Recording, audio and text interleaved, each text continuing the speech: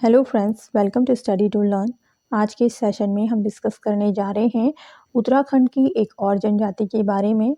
जैसे कि आपको पता है कि हम अलग अलग जनजातियों को कवर कर रहे हैं इस पूरी सीरीज़ में, जिसमें उत्तराखंड की हमने अलग अलग जनजातियों के बारे में जाना। तो आज हम बात करने जा रहे हैं उत्तराखंड की एक और जनजाति के बारे में, जिसका नाम है राजी जनजाति। तो आइए जानते हैं राजी जनजाति के लोग कैसे होते हैं, कैसा इनका खान पान, रहन सहन, इन सारी चीज़ों को हम इसमें डिस्कस करने वाले हैं। तो जो राजी जनजाति के लोग हैं वो मेनली पिथौरागढ़ जनपद के धारचूला, कनाली छिना एवं डीडी हाट विकास खंडों के अलग अलग 7 गांवों में निवास करने वाले लोग देखे जाते हैं। इसके साथ ही चंपावत के एक गांव में राजी जनजाति के लोगों को देखा गया है और वहीं नैनीताल में भी कुछ संख्या राजी जनजाति के लोगों की देखने को मिलती है। 2001 में एक सर्वे के अनुसार देखा गया है कि इनके परिवारों की कुल संख्या 130 है और इनकी टोटल जो जनसंख्या है वो 528 के करीब है। कुछ विद्वानों का ये भी मत रहा है कि प्राचीन काल में गंगा पठार में पूर्व से लेकर मध्य नेपाल तक के क्षेत्र में आग्नेय वंशीय कोल किरात जातियों का निवास था और वही आगे चल कर के इनके वंशजों को राजी कहा गया। ये लोग प्राचीन समय में जंगलों में निवास करते थे, लेकिन धीरे धीरे इन्होंने अपने घर बनाना स्टार्ट किए। ये खुद को हिंदू कहते हैं और वर्ण कर्म से अपने आप को ये राजपूत या रजवार, यानी कि इसको राजपूत कहा जाता है, ये खुद को मानते हैं। राजी जनजाति के जो अलग अलग नाम हैं या अलग अलग स्थानों पर इनको अलग अलग नाम से जाना जाता है। तो कहीं इन्हें बनरोत कहा जाता है, कहीं बनरावत, कहीं बनरावत और कहीं जंगल के राजा। लेकिन मुख्य रूप से इनका जो नाम प्रचलित है तो वो राजी नाम से ही प्रचलित है। बात करेंगे इनके शारीरिक गठन की, तो इनका जो कद होता है वो थोड़ा सा छोटा होता है।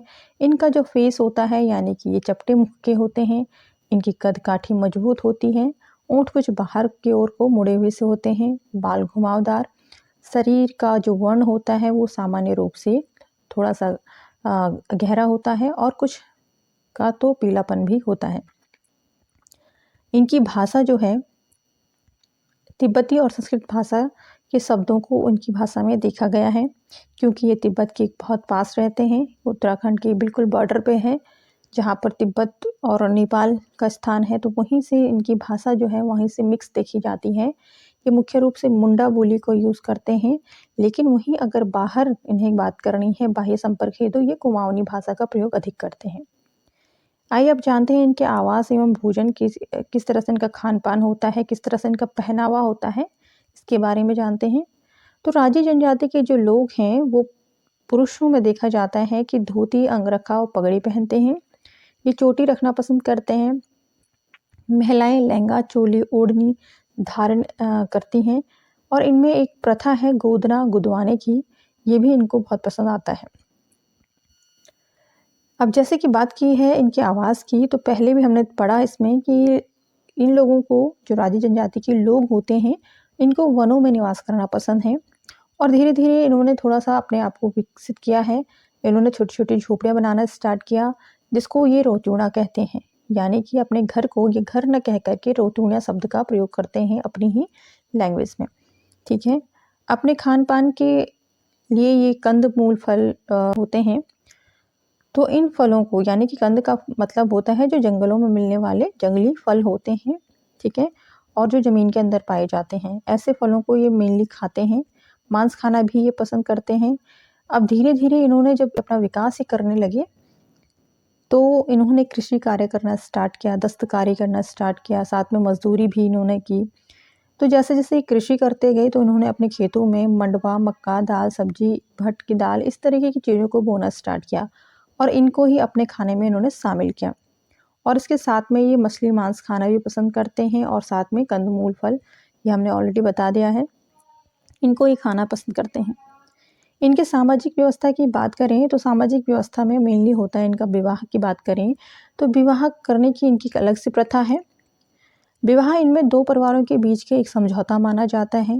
ये हिंदुओं की तरह अपने ही गोत्र में विवाह करना नहीं चाहते हैं, ये अलग गोत्र के लिए ही राजी होते हैं। और विवाह से पूर्व जिस तरह से सगाई होती है, तो इनकी सगाई ना होकर के इसको ये सांग जांगी या पीठा संस्कार इसको कहा जाता है, ठीक है। तो इस तरीके से ही अपने अपने शब्दों में अपने अपने संस्कारों को ये कहते हैं। इनके विवाह की बात करें तो इनके विवाह में बच्चों की उम्र जब कम होती है तभी इनका विवाह किया जाता है और पलायन विवाह का भी इनमें प्रचलन देखने को मिलता है। पलायन विवाह क्या होता है? पलायन विवाह का अर्थ होता है कि जब जो वर है वो कन्या के घर जा कर के रहे, ठीक है? तो इनमें जो है वधू मूल्य का प्रचलन ज़्यादा है। विवाह के बाद क्या होता है, पति अपने ससुर के घर में रहने लगता है। वहीं अगर बात करें विवाह अगर सक्सेस ना हो, इनकी शादी सक्सेस ना हो, विवाह विच्छेद जिसे कहा जाता है और पुनर्विवाह, इन सब के प्रचलन के लिए भी इनमें स्त्री और पुरुष को समान अधिकार हैं। यानी कि अगर किसी को पुनर्विवाह करना है तो उसके लिए भी अधिकार बनाए गए हैं। इनमें शिक्षा पहले नहीं हुआ करती थी, लेकिन धीरे-धीरे इन बच्चों में इन्होंने देखा कि वो शिक्षा के लिए क्या हो रहे हैं, आकर्षित हो रहे हैं और अब उनके बच्चे क्या करते हैं, शिक्षा लेते हैं, ठीक है? और अलग-अलग क्षेत्रों में ये कार्य भी करना पसंद करते हैं, जिसे कहा जाए कि इनके अंदर धीरे-धीरे जागृति का विकास हो रहा है। अब बात करेंगे इनके धर्म की, तो इनका धर्म आपको जैसे हमने ऑलरेडी बोला कि ये हिंदू धर्म को ही मानते हैं और कुछ देवी देवताओं को ये विशेष रूप से मानते हैं। इनके देवी देवता जो होते हैं वो अलग-अलग जगहों पर जैसे पहाड़ की चोटियों पर, नदी, तालाब, कुओं, इनके आसपास इनके देवियों के मंदिर या छोटे-छोटे स्थान होते हैं।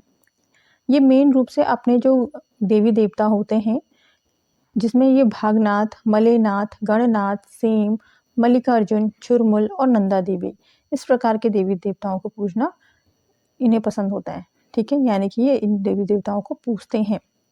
इनके जो मेन भगवान होते हैं या मेन देवता होते हैं, ये भागनाथ होते हैं, ठीक है? इनके रीति रिवाज कैसे होते हैं इसके बारे में जानते हैं। कारक कर्क और मकर की संक्रांति इनके दो मुख्य त्यौहार होते हैं, ठीक है? मकर संक्रांति को ये मकरा कहते हैं और कारक भी एक प्रकार का इनका त्यौहार होता है, ठीक है? और इनमें सबसे प्रसिद्ध एक नृत्य है राजी जनजाति में, जिसके बारे में आप लोगों ने कई बार क्वेश्चन भी देखे होंगे एग्जाम में। तो ये होता है थड़िया नृत्य, ठीक है? ये गोल आकार में खड़े होकर के एक प्रकार का गाना गाते हैं और सब मिलकर के यहाँ पे गोल घेरे में नाचते गाते हैं, ठीक है? तो इस तरीके से इनका रीति रिवाज देखने को मिलता है। अब बात करेंगे इनकी अर्थव्यवस्था की। तो इनकी अर्थव्यवस्था की अगर बात करें तो ये पहले से ही जंगलों में रहना पसंद करते थे, जिसकी वजह से ये घर की छोटी-छोटी चीज़ों को लकड़ी से बनाना पसंद करते हैं, क्योंकि इनको बहुत ईज़िली लकड़ियाँ मिल जाती थी और उसी से ही इन्होंने लकड़ी की चीज़ों को बनाना स्टार्ट किया, घर के सामान को बनाना स्टार्ट किया, छोटे-छोटे खिलौने वगैरह इस तरह की चीज़ों को बनाना भी इन्होंने स्टार्ट किया और अभी तक भी कुछ-कुछ लोग इसमें इन काम को जानते हैं। अब इनकी अर्थव्यवस्था की बात करें तो ये अर्थव्यवस्था इनकी कैसी होती है, तो जैसे कि आपको पता है कि हमने अभी पढ़ा कि ये लोग जंगलों में रहना बहुत पसंद करते थे और जंगलों से ही लकड़ियाँ चुनते थे और लकड़ियों के गट्ठरों को बेचना पसंद करते थे, लकड़ी के सामान को बेचना पसंद करते थे और इसी लकड़ी के से बने हुए घरेलू सामान और लकड़ी के गट्ठर से ये आसपास के गाँव में जाकर के एक प्रकार का विनिमय करते थे, यानी कि वहाँ पर ये चीज़ों को रखना और वहाँ से अपने आवश्यकता की चीज़ों को अपने पास ले जाना। का इनका एक अदृश्य विनिमय होता था, यानी कि लेन-देन होता था, ठीक है? उन्हें जिन चीज़ों की आवश्यकता होती थी, उसका एक छोटा-सा टुकड़ा अपने द्वारा अपने बनाए गए वस्तुओं या लकड़ी के गट्ठर से चिपका कर रात के समय आस-पास के गाँव में जाकर के ये लोग छोड़ के आ जाते थे घर के बाहर से और अगले दिन लोग क्या करते थे, उस सामग्री को लेकर के उसी स्थान पर उनकी आवश्यकता की सामग्री रख देते थे, जिसे वो रात को ही उठा देते थे। तो कुछ इस तरीके का इनका सिस्टम होता है।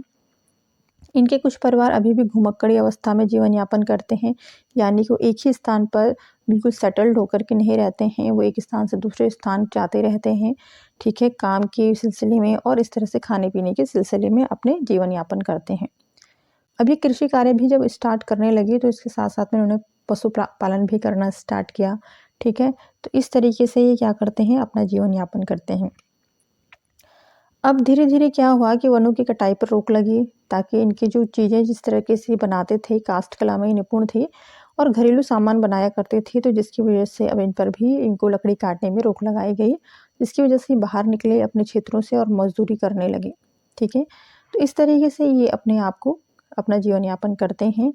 इनके खाने-पीने, रहने की कोई अच्छे से व्यवस्था नहीं है, जिसके कारण इनको कुपोषण का शिकार होते हुए देखा जाता है और जिसकी वजह से इनकी जो संख्या है वो दिन पर दिन घटती रहती है, ठीक ठीक है, तो फ्रेंड्स ये थी जानकारी राजी जनजाति के बारे में। आपको वीडियो पसंद आया हो तो लाइक, शेयर और सब्सक्राइब करना ना भूलिएगा। बेल आइकन प्रेस करके ज़रूर रखिएगा ताकि आपको नई वीडियो की नोटिफिकेशन तुरंत मिल सके। मिलते हैं नेक्स्ट वीडियो में, तब तक के लिए धन्यवाद।